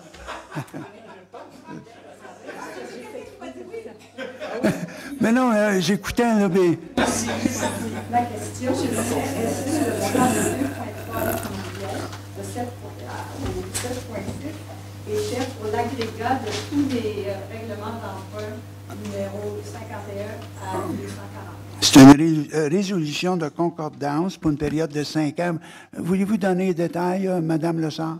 Non, mais c'est correct, là. Bon, La ouais. réponse, c'est oui, mais cependant, il faut noter que 561 400, c'est du refinancement d'anciens règlements. Alors, 1 818 000, c'est du nouveau financement, principalement le parc de Yetteville, phase 3. Ouais.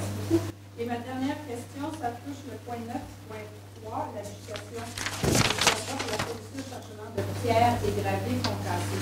Je sais que vous êtes obligé de prendre le plus bas soumissionnel. Ce que je voudrais savoir, c'est si dans la requête de soumission, vous avez demandé une qualité de gravier pour pas qu'on retombe dans le même problème qu'on a eu auparavant parce que le gravier était tellement mal concassé qu'il y a eu bien de problèmes de pneus. Alors, je voulais simplement savoir si la spécification de qualité faisait partie de la soumission. J'ai pas vu l'appel d'offres. Par contre, je peux demander demain aux travaux publics. Et normalement, effectivement, vous avez raison, là, donc il y a une qualité. Il passe ça au travers de différents... Vous parlez de l'angularité pour pas passer les pneus, surtout les flancs. Alors, je vais m'informer demain là, sur le contrôle de qualité pour l'agrégat. Oui, parce que si vous donnez ça au soumissionnaire, vous donnez Mais vous en savez plus, Madame Non, Duchamp? c'est pas sur le granulat, mais c'est sur l'appel d'offres. Juste pour mentionner qu'on a fait un appel d'offres at large et qu'on a eu une soumission. La même chose pour l'entretien des espaces gazonnés. On a fait 5 invitations. On a eu un soumissionnaire. C'est juste, le point est que l'impartition, on n'est pas toujours gagnant. C'est juste ça que j'avais à dire. Merci pour votre intervention. Est-ce qu'il y a d'autres... allez-y, monsieur. Michel, je voulais juste savoir au point 13.2, la contribution pour le Crédit Canada, vous avez dit que c'était 1 000 $. Et vous ne parlez pas de ça, Ben, elle a déjà été entérinée. Ça a déjà passé, oui. Oui, elle a passé, là.